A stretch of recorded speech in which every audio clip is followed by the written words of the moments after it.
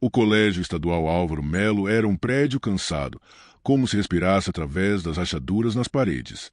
Seus corredores estreitos exalavam um cheiro ácido de umidade antiga, e os ventiladores no teto giravam com um rende metálico que lembrava sussurros. A escola, um dia símbolo de orgulho local, agora se arrastava em ruínas, como um velho que perdeu a memória. Mas entre todas as marcas do tempo, paredes descascadas, quadros negros apagados pela ferrugem e o chão repleto de chicletes petrificados, havia algo que ainda alimentava o medo. A porta trancada no fim do corredor norte, sem placa, sem uso, sem qualquer menção em mapas ou plantas da escola. Um retângulo de madeira suja, coberto por tinta cinza, onde o número 9, mal apagado, ainda teimava em existir.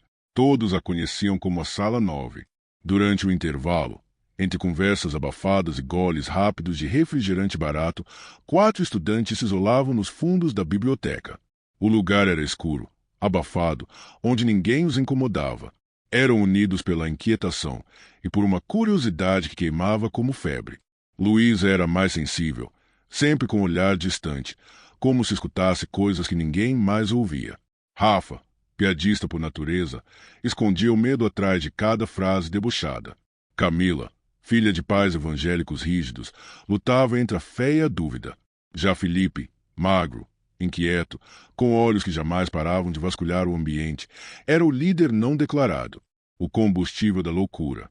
Você já parou para pensar, dizia ele, quase sempre sussurrando, que ninguém fala da Sala 9 nos registros da escola. É como se ela tivesse sido apagada da história. Camila fechava os olhos com força toda vez que ouvia aquele nome. Para ela, não era brincadeira. É só mais uma dessas histórias bestas que inventam para assustar calouro, resmungava Rafa, segurando a voz para não trair o próprio medo. Mas Felipe estava obcecado. Encontrara, em um boletim mofado da biblioteca, um documento datado de 1973. Relatava um incidente grave e sem explicação ocorrido na então chamada Sala 9B. O diretor da época ordenava o fechamento imediato e permanente da sala. O carimbo estava borrado, como se alguém o tivesse pressionado com pressa demais. Um grupo tentou fazer um ritual, é isso que dizem. Queriam invocar alguma coisa, chamar o outro lado. Uma professora desapareceu. Invocar? Luísa perguntava em tom quase hipnótico. Tipo chamar um espírito. Um espírito, ou algo pior, respondeu Felipe. E se a gente repetisse? Rafa riu, mas seu riso morreu no meio. Um rende no teto da biblioteca o fez gelar. Você tá falando sério? Felipe abriu a mochila e tirou um pequeno caderno de capa preta. Nele, anotações feitas à mão. Frases em latim, símbolos estranhos, instruções. Isso estava escondido atrás de uma estante. Acho que era da professora que sumiu. Helena Almeida. Camila levantou bruscamente. Isso é pecado. E é perigoso. Não dá para brincar com esse tipo de coisa. Felipe a encarou com uma intensidade febril. É justamente porque é perigoso que a gente precisa saber se é verdade. Luísa não disse nada. Seus olhos estavam fixos na janela da biblioteca.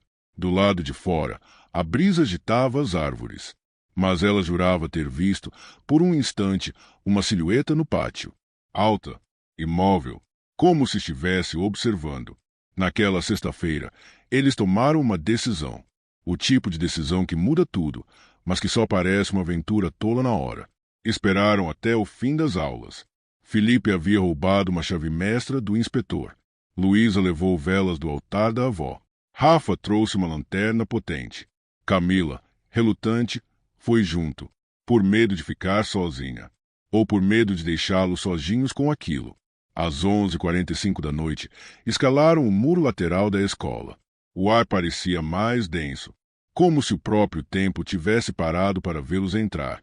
E no fim do corredor norte, o lugar onde nenhuma alma entrava há décadas, a porta da Sala 9 os esperava, como uma boca entreaberta, como algo prestes a engolir. A meia-noite chegou como um sussurro gelado, arrastando o silêncio como um véu por entre os corredores do Colégio Álvaro Melo. Quando os 4 pularam o muro dos fundos, a escuridão parecia mais densa ali dentro, como se a escola absorvesse a luz. Os postes do lado de fora ainda lançavam um brilho âmbar e morno na rua, mas, Ao entrarem nos corredores, toda a cor parecia drenada, como se estivessem dentro de uma fotografia antiga. Os passos deles ecoavam alto demais. Cada ruído soava impróprio, invasivo. O som de uma garrafa plástica sendo esmagada sob os tênis de Rafa os fez congelar. Era como se algo, em algum lugar, tivesse acordado com aquele estalo. Isso tá errado, murmurou Camila, abraçando os braços ao redor do corpo. A escola não devia parecer assim. Luísa andava com a lanterna tremendo na mão. A luz era fraca e amarelada, quase engolida pela escuridão espessa das paredes descascadas. Ela sentia um aperto no peito, como se algo invisível a puxasse para trás, tentando impedir cada passo. Estamos quase lá, disse Felipe, com a voz rouca, mas firme. Ele seguia à frente, guiado por um impulso que nem ele compreendia direito. Cada porta que passavam parecia observá-los. Algumas semiabertas, outras com cartazes velhos Semana da Pátria e Feira de Ciências de 2006, desbotados, colados por fitas que se desfaziam como pele. Quando finalmente chegaram ao fim do bloco norte, o tempo pareceu parar. Ali estava ela. A porta, sem número, sem ferrugem na maçaneta, sem qualquer ruído além de um som surdo, como um zumbido baixo, impossível de localizar, mas que parecia vibrar nos ossos. Era coberta por camadas e camadas de tinta cinza, mas o contorno do número 9 ainda pulsava sobre a superfície, como uma cicatriz antiga que insiste em sangrar. Camila parou, o rosto pálido, suado. Seus olhos se enchiam de lágrimas, mas ela nem sabia por quê. O ar parecia estar afundando ao redor dela. Tem alguma coisa errada com essa sala. Ela tá viva, disse ela, engasgando. Felipe não hesitou. Tirou a chave mestra do bolso e a encaixou na fechadura. A chave girou com um estalo seco. O som cortou o corredor como um tiro abafado. A porta rangeu ao se abrir, revelando a escuridão total do interior. Nenhuma luz do corredor entrou. Parecia mais escuro do que qualquer escuridão que conhecessem. Felipe acendeu sua lanterna. A luz atravessou a escuridão como se mergulhasse em óleo, mas revelou o interior. E então, eles entraram. O cheiro veio primeiro. Forte, ácido, uma mistura de mofo, terra úmida e algo mais metálico. O chão ainda carregava o desenho de um círculo feito com giz negro, traçado com uma precisão antinatural. Dentro dele, símbolos estranhos, como letras deformadas de algum idioma antigo demais para ser lido. O giz parecia recente, quase úmido, como se alguém o tivesse redesenhado na noite anterior. As paredes estavam cobertas de palavras em latim, rabiscadas em tinta escura e seca. Algumas já desbotadas, outras frescas, como se acabassem de ser escritas. Havia velas derretidas espalhadas, algumas ainda com cera escorrendo em potes de ferro enferrujado. Nas prateleiras quebradas, resquícios de livros queimados, papéis cinzentos com marcas de garras ou goteiras antigas. Impossível saber. As janelas estavam tapadas com tábuas de madeira e folhas de jornal velho. Algumas dançavam com uma brisa inexistente. Mas o pior era o som. Ou melhor, a ausência dele. Era como se o mundo lá fora não existisse mais. Nenhum carro, nenhuma coruja, nenhum relógio distante. Apenas o som das respirações aceleradas, dos passos sobre o pó, do coração batendo nas orelhas. Isso não devia estar assim, sussurrou Luísa, os olhos fixos em um canto escuro, onde jurava ver algo se mover. A gente volta agora, disse Camila, mas sua voz soava distante, como se viesse de trás de uma parede. Esperem, disse Felipe. Ele andou até o círculo. Tirou o caderno da mochila. Suas mãos tremiam, mas o brilho nos olhos aumentava, como se, enfim, ele tivesse encontrado algo real, algo maior do que tudo que conheciam. Luísa se aproximou devagar de uma das prateleiras. Ali, entre as páginas de um livro quase destruído, viu uma assinatura: Helena Almeida. A professora desaparecida. Ela deixou o livro cair, e então todos sentiram um arrepio, como se a sala tivesse respirado, lenta e profundamente. Eles estavam dentro. E a sala 9, após 50 anos, estava acordada novamente. Felipe estava no centro do círculo. A lanterna em sua mão tremia levemente, mas seus olhos brilhavam com algo entre êxtase e loucura. Era como se, Naquele instante, ele não fosse mais apenas um aluno curioso. Era o canal. A ponte. Ele abriu o velho caderno de capa preta. As páginas estavam marcadas com manchas amareladas, pequenas rachaduras e desenhos que pareciam escritos a fogo. As palavras em latim estavam rabiscadas com força, quase como se fossem gravadas na carne do papel. Eu vou começar, disse, com a voz baixa, como um padre iniciando uma missa proibida. Camila tremia ao fundo, os dedos entrelaçados em oração. Ela murmurava passagens da Bíblia, mas nem ela conseguia lembrar se eram reais ou inventadas no desespero. Rafa circulava nervosamente próximo da porta, que agora estava fechada. Fechada, sozinha, sem vento, sem ninguém tocá-la. Luísa estava parada, imóvel, com os olhos fixos no centro do círculo. Havia lágrimas escorrendo de seu rosto, mas ela não piscava. Estava hipnotizada, ou tomada. Felipe começou a falar. As palavras saíam lentas, arrastadas, como se fossem puxadas de dentro de um poço profundo. O latim tinha um som sujo, dissonante. Nenhuma frase parecia certa, mas o som vibrava nas paredes, que começavam a reverberar. As velas que antes estavam apagadas se acenderam sozinhas. A chama era azul. Isso não é normal, gritou Rafa, chutando a porta. Abre, desgraça, abre. A maçaneta estava gelada, mas não se mexia. Era como se a sala não estivesse mais dentro da escola. Como se o que fosse lá fora não existisse mais. A temperatura caiu subitamente. O hálito de cada um se tornava visível, suspenso no ar como vapor de gelo. Mas o círculo parecia emitir calor. Um calor doentio. Quente demais. Como uma respiração saída de um pulmão que não devia existir. Luísa caiu de joelhos, pressionando as mãos contra os ouvidos. Um zumbido insuportável, como gritos vindo debaixo da terra, martelava sua cabeça. Ela chorava, mas não conseguia falar. Camila recuou para o canto da sala, os olhos cheios de pânico, murmurando: "Isso não é de Deus. Isso não é de Deus." Felipe continuava, com o suor escorrendo pela testa. Ele repetia as palavras, mas agora sua voz parecia duplicada. Cada sílaba tinha um eco de outra voz, mais grave, mais antiga, mais sombria. Foi então que o chão dentro do círculo começou a tremer. Primeiro sutil, depois mais forte. As rachaduras se alargaram e uma sombra se formou no centro, uma mancha negra que parecia sugar a luz. Uma figura começou a surgir. Primeiro um vulto, feito de fumaça e breu, como se a sala estivesse exalando um pedaço de noite. Depois, carne. A coisa se ergueu lentamente, como se acordasse de um sono forçado por décadas. Sua forma era humana, mas errada. Alta demais. Envergada. Braços longos demais, arrastando-se no chão. A pele era escura como carvão queimado, mas pulsava, como se respirasse.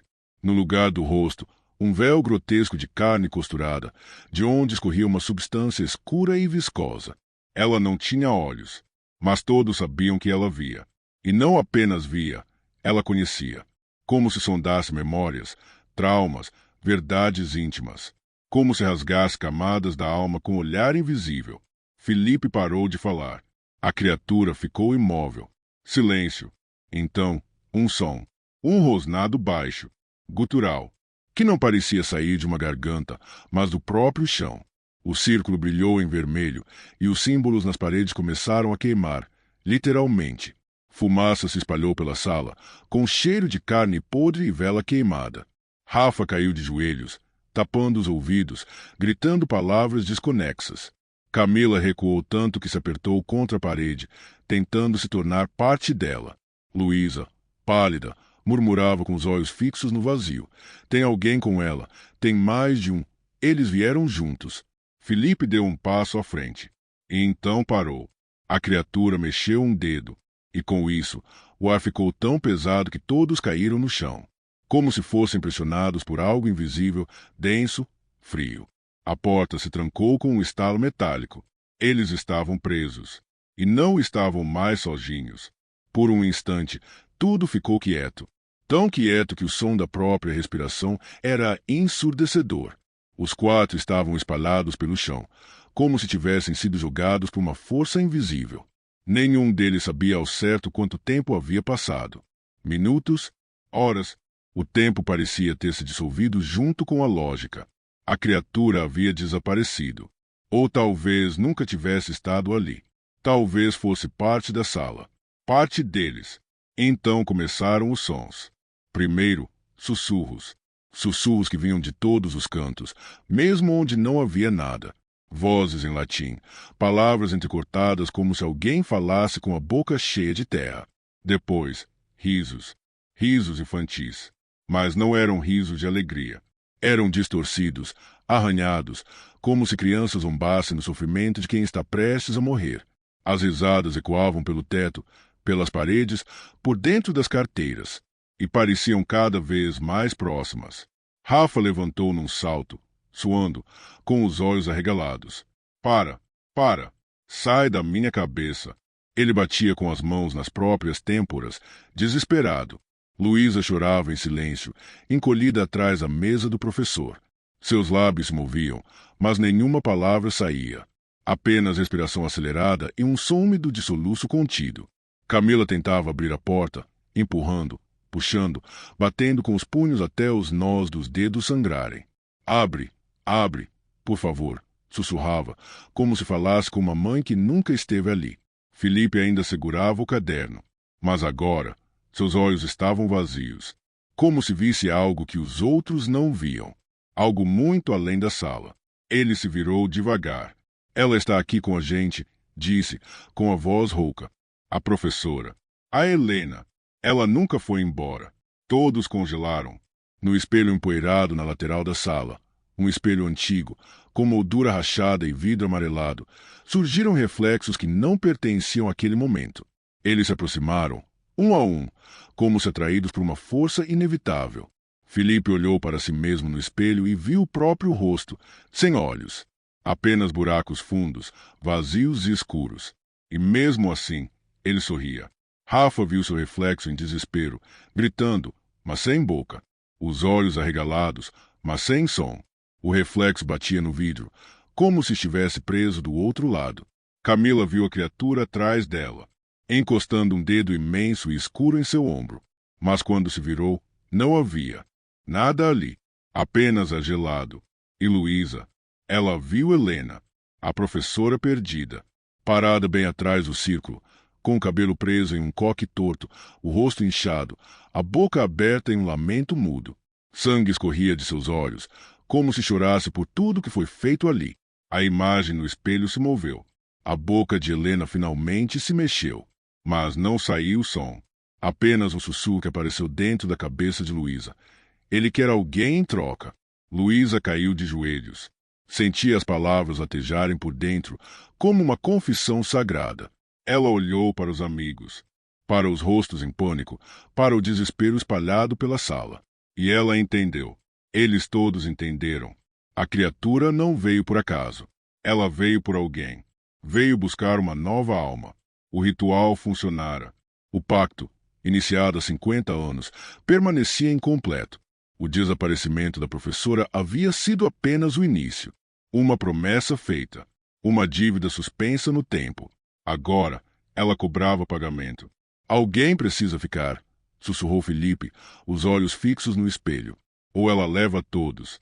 As palavras pairaram no ar como fumaça pesada. Rafa encarou Felipe com horror. Você está ouvindo isso? Isso nem é você falando. Não sou eu. É ela. É ele. Eles. A sala começou a se fechar. As paredes pareciam se mover, sutilmente, como um peito inflando. A madeira das carteiras estalava. O teto rangia. As janelas pregadas vibravam com batidas secas, como se algo lá fora ou dentro tentasse entrar ou sair. A lanterna piscou. E por um segundo, apenas um segundo, todos viram a criatura de novo, parada atrás de Luísa. Depois, atrás de Camila. Depois, atrás de Rafa. Depois, atrás de todos ao mesmo tempo, refletida nos espelhos, nas paredes, nas sombras. Ele escolheu, murmurou Luísa, e sua voz não era mais sua. Ele já sabe quem vai ficar. O tempo já não existia dentro da sala 9.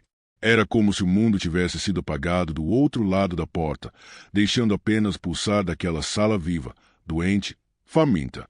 A criatura não precisava mais se esconder. Sua presença preenchia tudo.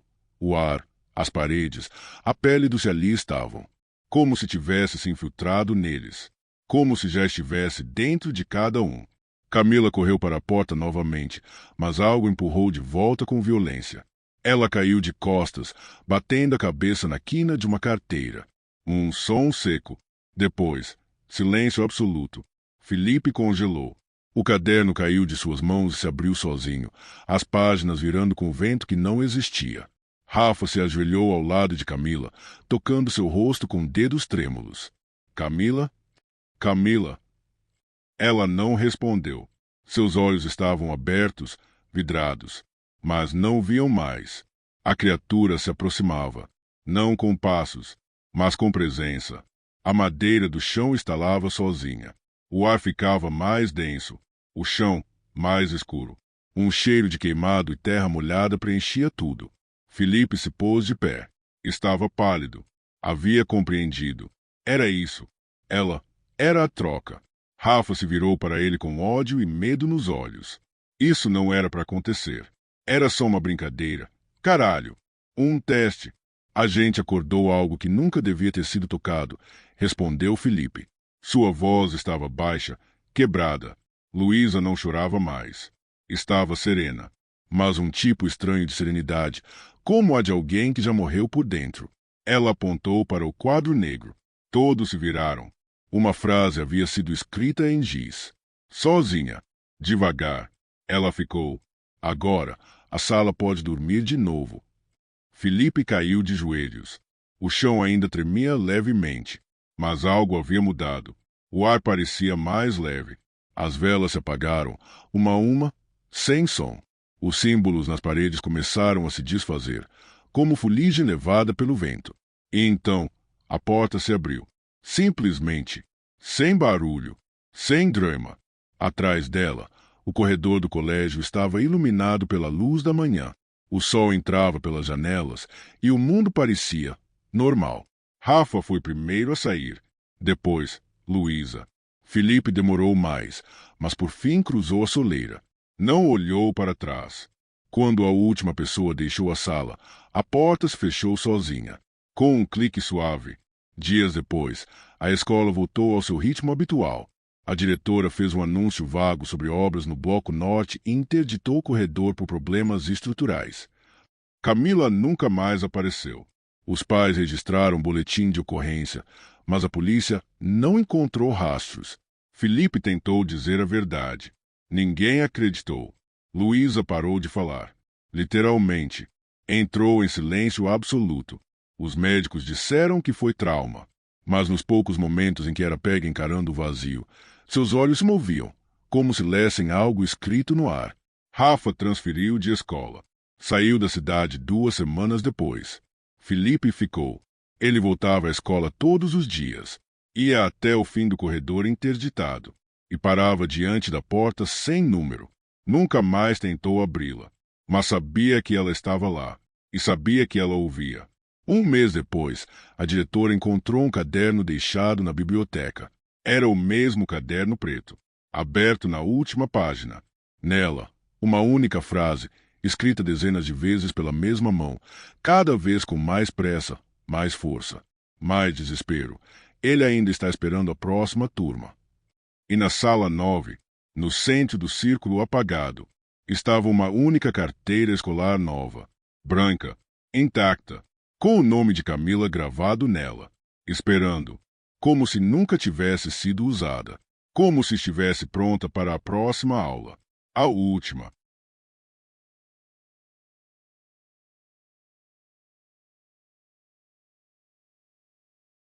O colégio Sol Nascente tinha 2 prédios, o novo, todo moderninho com salas coloridas e quadra coberta, e o velho, meio esquecido lá nos fundos.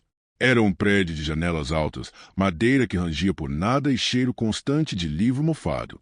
O auditório ficava ali. Ninguém mais usava, ninguém queria usar. E não era só por estar caindo aos pedaços. Naquela sexta-feira à noite, 4 alunos estavam lá dentro: Beatriz, Renan, Cláudia e Igor. Eles tinham conseguido a chave da zeladora com uma desculpa bem convincente, ou nem tanto, e decidiram que iam ensaiar a peça de teatro escondido mesmo. O festival da escola estava chegando e eles queriam arrasar, mesmo que para isso precisassem quebrar umas regrinhas. Cláudia foi a primeira a entrar. Assim que passou pela porta pesada, engasgou com a poeira no ar. Gente, tem certeza que isso é uma boa ideia? Renan riu, jogando o cabelo pro lado como se fosse protagonista de filme. Relaxa. Ensaio rápido. A gente vaza antes da diretora voltar do bingo ou sei lá de onde. O lugar parecia congelado no tempo.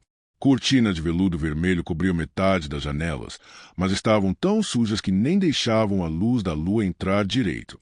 As cadeiras estavam organizadas em fileiras certinhas, mas tinham camadas de pó, como se ninguém sentasse ali há anos.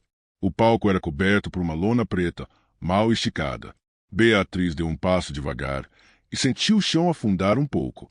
Vocês sabiam que uma menina morreu aqui, né? Todo mundo parou. Lá vem, murmurou Igor, olhando pro teto. Tô falando sério. Tava pesquisando a peça e achei uma matéria antiga. Uma aluna caiu do cenário. 1999, Ana Lúcia. Caiu e quebrou o pescoço. Cláudia bufou. Tá, e agora ela vive aqui e puxa o pé dos atores? É o que dizem. Que ela nunca saiu desse palco. Que o ensaio dela nunca terminou. Silêncio. Renan acendeu os refletores do palco, um por um. A luz fez a poeira no ar parecer névoa.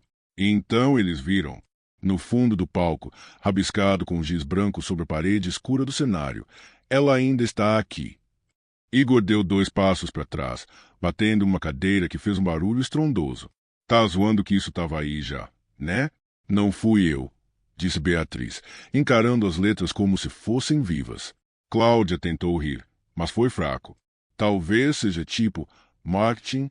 Vai ver, usaram isso em alguma peça antiga. Tipo, parte do cenário? Marketing do quê, Claudinha? Trauma escolar? O silêncio voltou, mas dessa vez parecia mais pesado, como se o próprio ar tivesse ficado tenso. Renan pigarreou. Bora só ensaiar logo. Foco. Cena 4. Eu começo. E começaram. Mas ninguém riu mais. Ninguém brincou.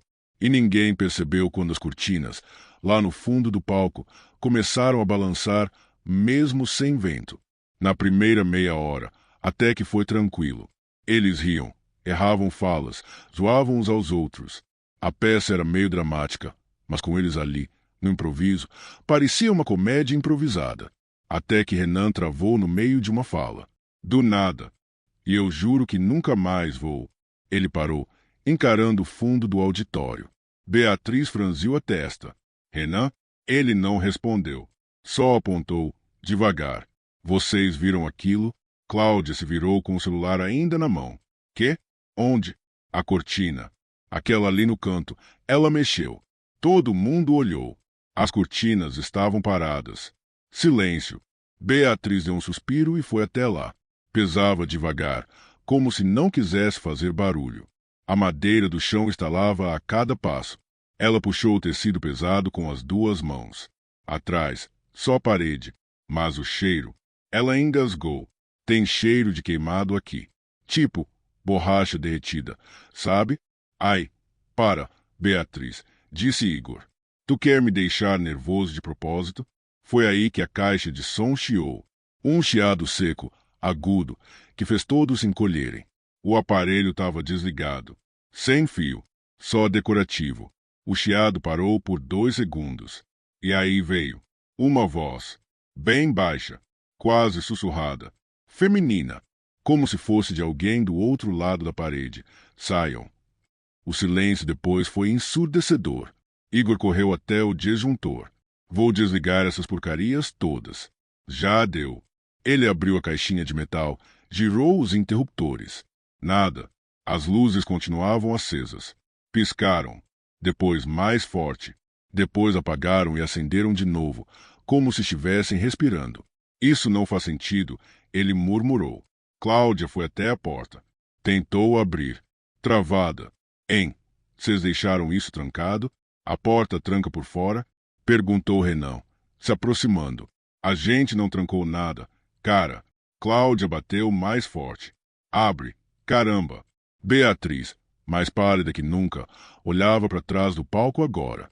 Tem alguém ali, ela sussurrou. Os três se viraram. Como assim? Atrás do cenário. Eu vi um vulto. Baixo. Parecia uma menina. Igor tentou rir. Ninguém acompanhou. Tá. É pegadinha. Tem mais alguém com a gente aqui? Beatriz não respondeu. Nem precisou. As luzes do palco começaram a piscar de novo. A lona preta que cobria parte do cenário começou a se mexer. Bem devagar. Como se alguém respirasse debaixo dela. Um vento gelado passou pelo chão. Mas as janelas estavam todas fechadas. Renan respirou fundo. A voz dele tremia. A gente não está sozinho aqui. O auditório, antes só velho e empoeirado, agora parecia vivo, mas não do jeito bom. Era como se tivesse algo ali, observando, esperando. No escuro do palco, a lona preta se agitava de um jeito estranho, como se uma presença invisível brincasse com ela. O silêncio pesava, preenchendo cada canto do auditório, enquanto um frio inesperado arrepiava a pele de todos. Renan congelou, sentindo algo observando por cima das luzes do palco. Um movimento sutil chamou a atenção. Uma sombra se materializava lentamente, formando a silhueta de uma garota. Ela era pequena, vestida com o uniforme antigo da escola, a saia azul e a camisa branca manchada que pareciam absorver a pouca luz. Seu cabelo molhado grudava no rosto, como se tivesse acabado de emergir de um lago escuro. A pele pálida estava marcada por manchas escuras, como se tivesse sido queimada e descascada, revelando uma textura que parecia quase viva e dolorida. Mas os olhos dela eram os mais perturbadores, vazios, fundos, sem brilho ou reflexo, como se não pertencessem a ninguém. Ela não falou uma palavra, só ficou ali, parada, encarando. De repente, começaram a escorrer lágrimas, mas não eram lágrimas comuns. Um líquido vermelho escorria pelo rosto dela, como sangue fresco. Renan tentou recuar, mas assim que saiu do círculo de luz do palco, as cortinas se fecharam com um estrondo, abafando o mundo inteiro. Beatriz caiu de joelhos, sentindo um cheiro forte de fumaça que parecia queimar seus pulmões. Quando ergueu o olhar, viu algo que só ela podia perceber. O teto de madeira do palco estava tomado por chamas dançantes, espalhando um calor sufocante sem produzir fumaça. Cláudia gritava, mas seu grito parecia preso dentro da garganta. As cadeiras do auditório começaram a se mover sozinhas, girando lentamente, como se quisesse afastá-los ou prendê-los. Igor batia freneticamente na porta, mas não adiantava. A garota seguia ali, imóvel, com seu rosto sem vida. Então, numa voz tão baixa que parecia um sussurro carregado de dor, ela falou: "Foi aqui que doeu." Aquelas palavras ecoaram pelo auditório, gravadas na alma de cada um ali. Beatriz sentiu uma mistura de medo e tristeza. Era como se aquela presença estivesse pedindo para ser lembrada. Não como um fantasma, mas como alguém que sofrerá demais. E eles estavam presos naquela história. O silêncio pesado do auditório foi quebrado só pelo som fraco da lanterna do celular do Igor, que piscava como se estivesse prestes a apagar. O ar estava gelado, mas ao mesmo tempo soava frio nas costas deles. As janelas, antes só embaçadas, agora pareciam respirar. Um movimento lento, quase vivo. Cláudia não conseguia desviar o olhar do palco. Ela estava colada na parede, sentada no chão, os olhos fixos, como se estivesse hipnotizada. "Ela ainda está aqui", sussurrou, sem piscar. A menina não foi embora. Beatriz tateou ao redor, as mãos tremendo, procurando qualquer coisa que pudesse ajudar. Foi quando sentiu uma prateleira caída, no chão, uma pasta antiga, cheia de poeira. Ela abriu devagar, quase com medo do que poderia encontrar. Dentro, tinham recortes de jornal amarelados, folhas dobradas e anotações manuscritas. O primeiro título chamou a atenção: "Incêndio no Colégio Sol Nascente mata aluna durante ensaio de teatro." O segundo, ainda mais pesado: "Família acusa a escola de encobrir a verdade." Beatriz leu em voz baixa. Ela foi trancada ali. Não foi acidente. Renan começou a soluçar. sentindo uma queimação estranha nas mãos, como se o fogo invisível tivesse começado a tomar conta do corpo dele. Cláudia olhava fixamente para o palco, imóvel, como se não fosse ela ali. Ela quer justiça. Ou quer companhia, disse, num tom assustadoramente calmo. De repente, a voz dela ecoou por todo o auditório, como se viesse de todos os cantos ao mesmo tempo. Todos assistiram. Ninguém me salvou.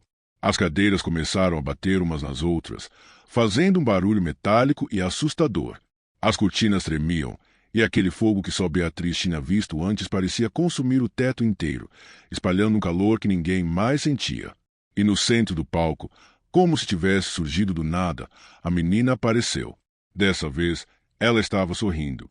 A mão dela estava estendida no escuro, como um convite silencioso. Beatriz hesitou, o coração batendo forte. Cada passo no chão do palco parecia ecoar dentro do peito dela. A madeira estava fria, meio úmida, e a sensação de algo estranho tomava conta do ar. Quer que eu conte sua história? Beatriz sussurrou, quase sem acreditar. A menina só sentiu. O sorriso no rosto dela era triste e ao mesmo tempo cheio de esperança. Naquele instante, a porta do auditório se escancarou com um estrondo, como se o mundo real tivesse decidido entrar de volta. A luz da manhã invadiu o lugar, clara e quente. O fogo sumiu. As cadeiras voltaram a seus lugares, como se nada tivesse acontecido. Renan estava desmaiado no chão. Igor e Cláudia pareciam perdidos, os olhos ainda brilhando com o medo que tinham sentido. Mas Beatriz estava em pé, segurando um caderno antigo, coberto de poeira e com anotações que pareciam de outro tempo. No dia seguinte, o mural da escola trouxe uma notícia diferente.